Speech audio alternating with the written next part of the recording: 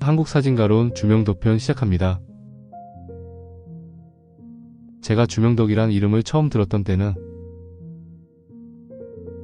1986년 사진학과 대학원 1차 학기 때였습니다.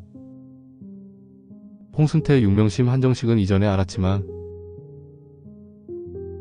강훈구, 주명덕이란 이름은 사진 전공자가 되었을 때 알았습니다. 그러니까 프로를 향한 사진의 길에서 들었던 첫 번째 인물들이었죠.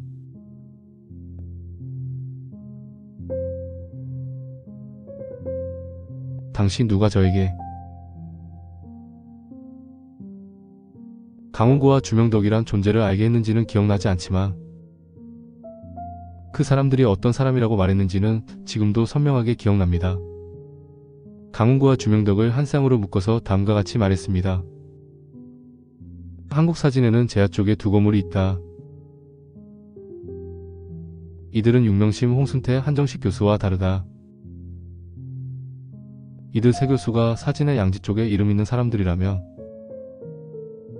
강훈구와 주명덕 두 사람은 음지 쪽에 이름 있는 사람이다. 진짜 프로 사진가들이 찾아간 사람은 이들 두 사람인데 한국에서 사진하겠다는 사람치고 이들을 찾아가지 않은 사람이 없다. 강훈구와 주명덕이 한국 사진의 진짜 실세이고 이 두 사람은 진짜 프로들이 인정하는 사진가 중의 사진가이다. 그러니 프로가 되려면 강훈구와 주명덕을 찾아가야 한다고 말입니다.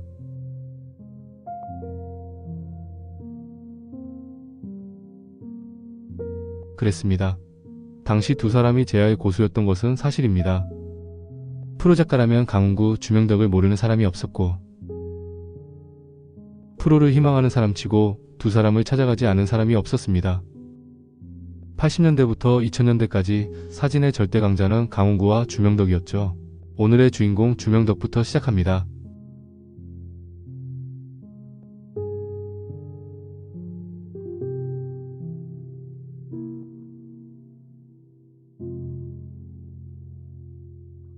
주명덕은 1940년 황해도 안악 출신입니다. 7살 때 부모님이 38선을 넘어 서울에 정착하죠. 사진과의 인연은 중고등학교 때 등산에서 시작합니다. 정말 등산을 좋아해서 틈만 나면 산을 탔는데 산이 필연적으로 사진을 바라보게 했던 것이죠. 그랬던 사진이 그에게 운명적으로 다가온 때는 경희대 사학과에 입학하여 등산 동아리에 가입했을 때입니다. 어느 날 사진 동아리 지도 선생이 등산 동아리 학생들을 불러 모았는데 그때 주명덕이 사진 동아리 여학생에게 반하여 사진을 시작했다고 합니다.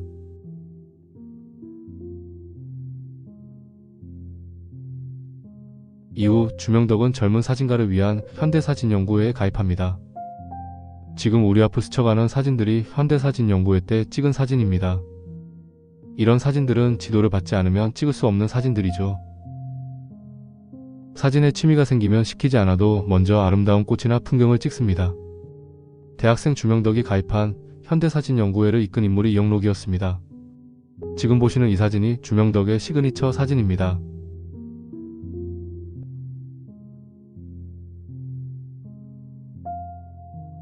(1966년) 서울중앙공보관에서 주명덕의 첫 개인전이 열립니다. 오늘의 주명덕을 있게 만든 홀트시 고아원이었습니다. 당시 23, 주명덕이 이 사진을 찍게 된 동기는 이러합니다.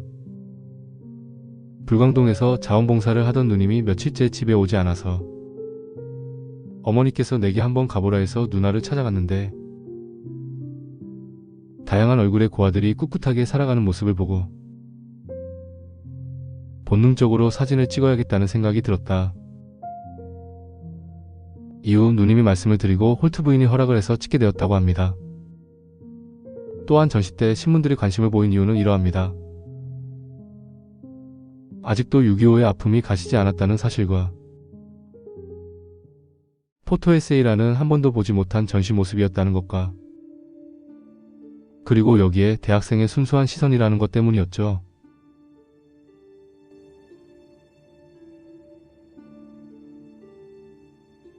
지금 보시는 이 사진들도 주명덕의 60년대 작품들입니다. 인천의 중국인들을 찍은 한국의 이방이란 다큐멘터리 사진이었죠. 그러니까 주명덕은 홀트시 고아원 전시에 탄력을 받아서 60년대만 몇 개의 다큐멘터리 프로젝트를 진행하는데, 그중 하나가 지금 보시는 인천 중국인촌이었고,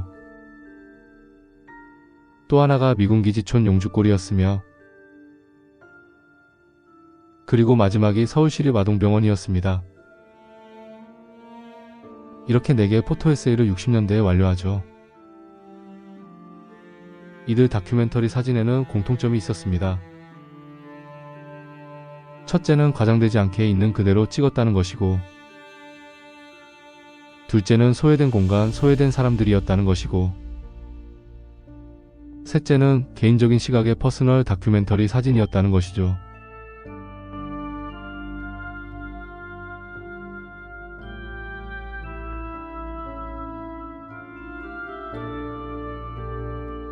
때문에 주명덕을 평가할 때 3가지가 따라다녔습니다.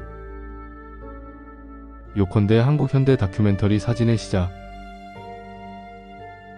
한국 퍼스널 다큐멘터리 사진의 시작, 그리고 중립적 포토 에세이의 시작이란 수식어였습니다. 물론 과대포장도 있었죠. 한국 현대 사진의 아버지니, 한국 다큐멘터리 사진의 아버지니, 한국 다큐멘터리 사진의 시초라는 말은 정말 잘 알지 못한 과대포장의 극치였습니다. 한국의 언론과 저널 그리고 화랑들의 코멘트 중에서 가장 멋지고 제대로 주명덕을 파악한 코멘트는 한겨레 신문입니다. 이렇게 평한 바 있습니다. 60년대 이후 한국 다큐사진의 역사에서 사진가 주명덕의 존재는 끌차와 같다. 정확한 인식입니다. 한국 다큐멘터리 사진을 이끌었다는 것이죠.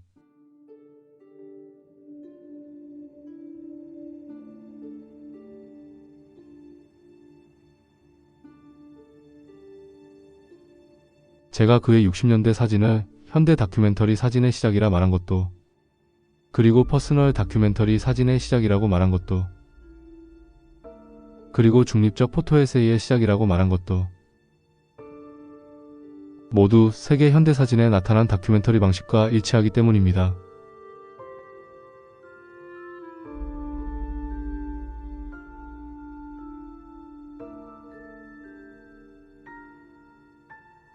그러니까 세계사진이 50년대 다큐멘터리 사진에 현대라는 말을 붙인 것은 바로 로버트 프랭크가 전개한 퍼스널 다큐멘터리 사진 때문입니다. 이른바 워커 에반스와 도로시아 랭이 전개한 30년대 다큐멘터리 사진, 보도사진가 유진 스미스가 전개한 40년대 다큐멘터리 사진, 그리고 1947년 이후 매그넘 사진가들이 전개한 다큐멘터리 사진은 신문사, 통신사의 오더를 받거나 요청에 따른 공적 다큐였습니다. 그러나 로버트 프랭크에 의해서 추진된 다큐멘터리는 사적 다큐였던 것이죠.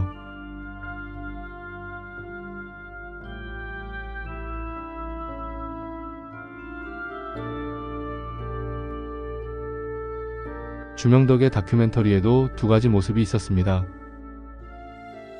자발적으로 찍은 홀트시 고아원은 퍼스널 다큐이지만, 중앙일보에 입사하여 찍은 다큐멘터리 사진은 퍼블릭 다큐입니다. 즉 1968년부터 1973년까지 사진기자 때 찍은 다큐멘터리 사진은 퍼블릭 다큐멘터리 사진으로 말해져야 하는 것이죠.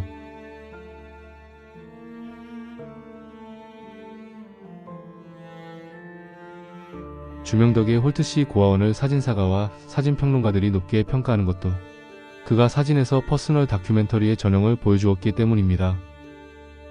그를 한국 현대 다큐멘터리 사진의 시작이라 한 것도 그 때문이고, 그를 한국 퍼스널 다큐멘터리 사진의 시작이라 한 것도 그 때문이었습니다.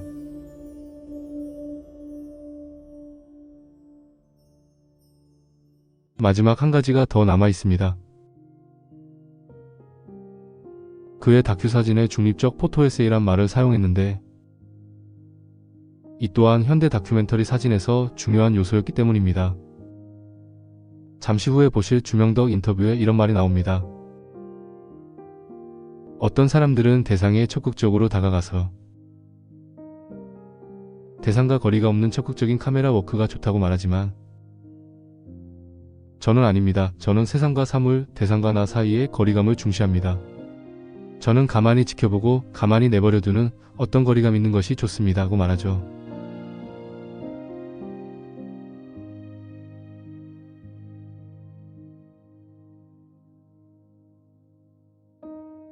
이런 거리감 역시 현대 다큐멘터리 사진에 나타난 중립성이었습니다. 흥분이 아니라 침착, 그리고 현란이 아니라 절제, 그리고 과감이 아니라 중용의 태도였죠. 이런 자세와 태도가 홀트시 고아원에 나타났기 때문에 중립적 포토 에세이의 시작이란 말이 나왔던 것입니다.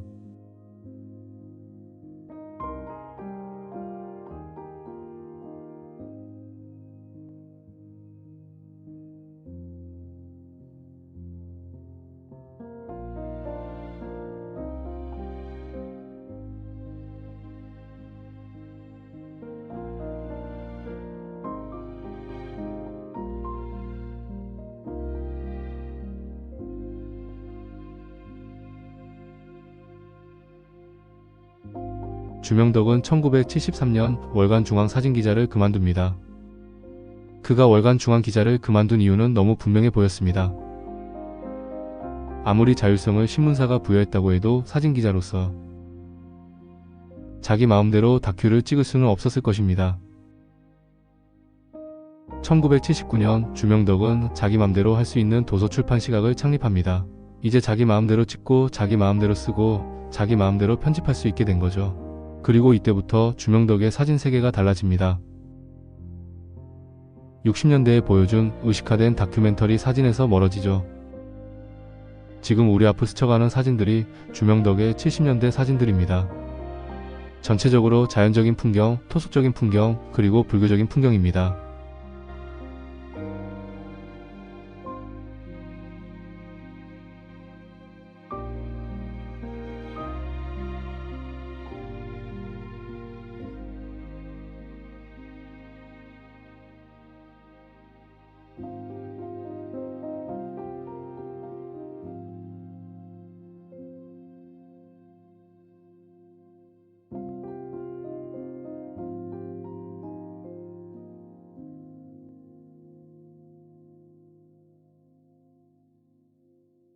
주명덕 하면 홀트시 고아원으로 유명하지만 그의 50년 사진의 축적에서 보면 한국의 자연성입니다. 이제 보실 사진들이 대표적으로 그러합니다.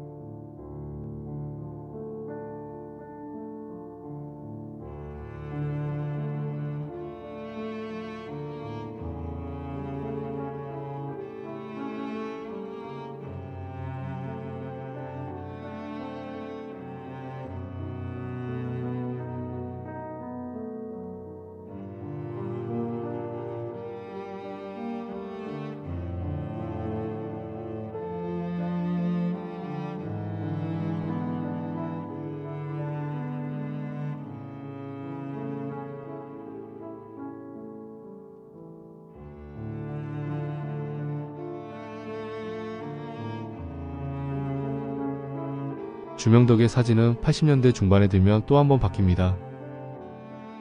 주제와 개념이 바뀌는 것이 아니라 사진의 결이 바뀌는데,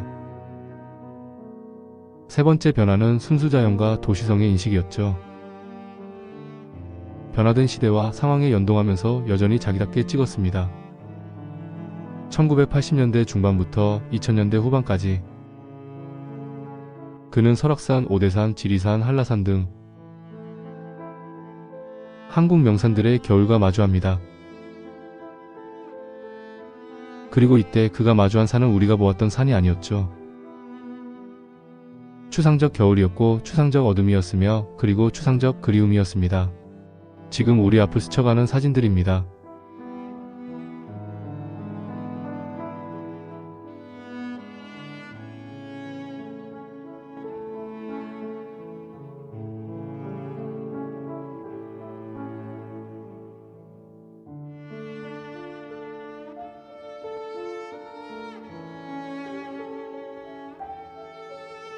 주명덕은 이 모든 추상을 아울러 검은 풍경이라 했습니다. 그리고 이 검은 풍경 속에는 그의 잃어버린 유년의 9월산이 있다 했고, 사라진 아버지와 어머니의 땅이 있다 했으며, 그리고 돌이킬 수 없는 자신의 시간과 삶의 풍경이 있다 했습니다. 뒤에 인터뷰 동영상에도 나옵니다만, 어떤 사진가로 남고 싶으신가요? 묻자 그가 이렇게 답합니다. 굳이 말한다면 한국을 사랑한 작가로 남고 싶다고 말입니다.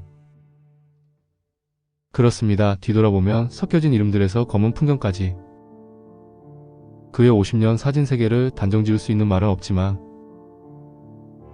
그의 궤적을 볼 때 한국을 누구보다 사랑한 사진가란 말에 동의합니다.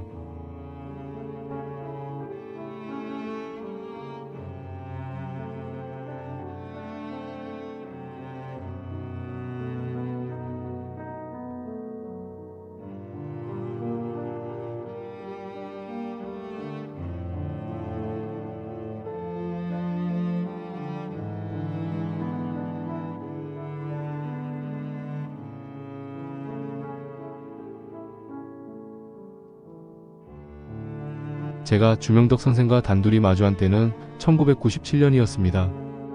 당시 모노크롬 자연과 영원전을 기획하고 있었는데 전시 초대를 위해 선생을 찾아뵈었던 기억이 납니다.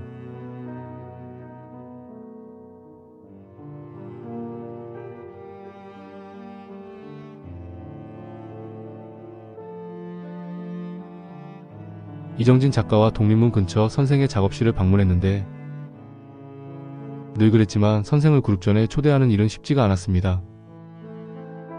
선생을 그룹전에 초대할 때는 두 가지 조건 중 하나여야 했죠. 하나는 강훈구가 참여하는 그룹전일 때만 오케이였습니다. 즉 깐깐한 강훈구가 오케이했다면 볼 것 없다는 것이었습니다. 또 하나는 전시 기획의 분명함과 기획자가 자존심을 걸면 오케이했습니다. 인터뷰에도 나오는 내용이지만 선생은 자존심을 중요시했습니다. 믿음을 주는 전시, 자존심을 거는 전시에 신뢰를 보냈었죠.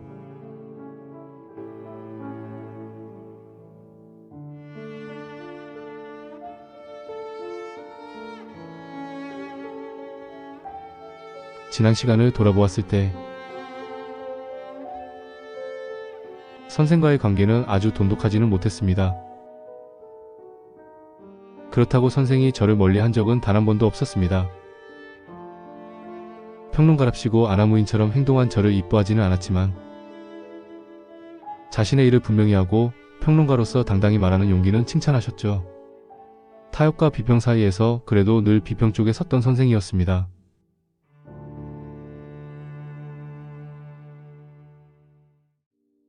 이제 주명덕의 시간의 초상 보시겠습니다.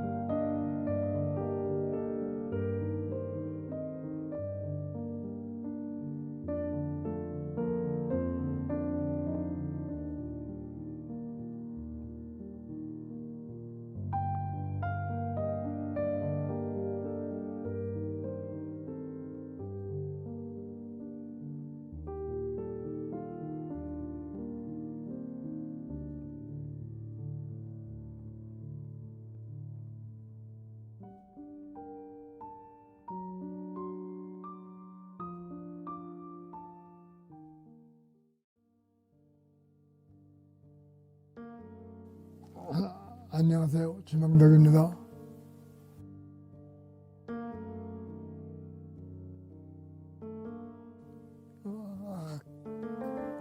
애매한 질문인데, 네.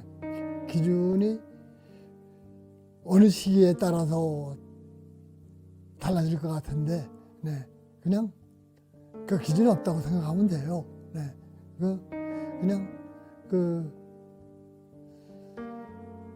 저는 찍을 때 대상을 어떤 기준을 갖고 생각했다는 것보다도 찍을 내용이나 그 주제가 나하고 맞느냐 안 맞느냐가 더 중요하다고 생각이 들거든요. 네. 그래서 어떻게 보면 뭐 그게 기준일 수도 있을 수 있는데, 네. 근데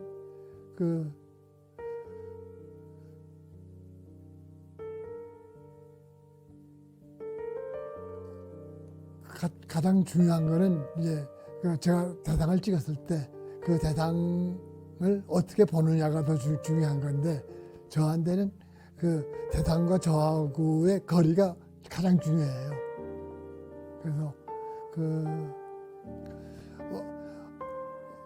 어떤 사람들은 그 거리 없이 속에 들어가서 찍어야 더 좋은 작품이 나온다고 생각하는데, 저는 항상 어떤 거리를 유지하면서 너희 놀아라, 난 바깥에서 볼게, 그런 그 기분으로 일단 찍을 대상을 내가 스터디를 다 한 다음에 바깥에서 보면서 객관적으로 나한테 들어맞는 것만 뽑아내는 방법을 택한 게 아닌가라고 생각이 드는데,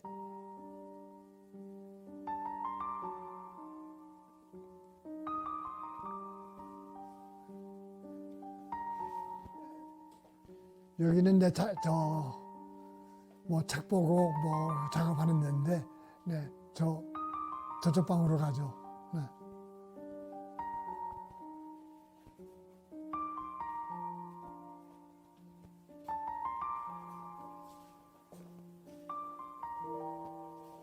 네, 이 그림은 김종학 선생이 나를 그려줬는데, 천하의 대가지만 저를 아주 못생기게 못 그려줬어. 네.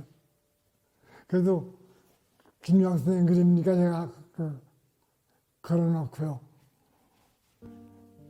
그리고 이 친구들은 저하고 상업적으로 만났지만 상업적인 일보다 그냥 저한테 좋아서 사진을 찍히기를 좋아했어요. 그리고 이 사진은 작년에 한미서 내가 전람회 할 때 어떤 아마추어가 와서 찍어가지고 자기가 찍었다 그러면서 액자를 해가지고 갖다 줬는데, 저 이름을 쓰지 않아가지고 모르더니 이름을 속에다 써놨다고. 네. 그래서 누군지 이름을 잘 기억을 못해요. 내 사진은 한 장 한 장 사진이 사람들한테 강하게 느낌을 전달하지를 않는다고 저는 생각을 해요. 그래서 그렇지만은 내가 원하는 내 사진은 슈베르트의 피아노 곡이나 가곡 같이 사람들한테 잔잔하게 가슴속을 울리는 그런 사진이 되었으면 바래요. 지금까지 한국사진가로운 주명덕 편이었습니다.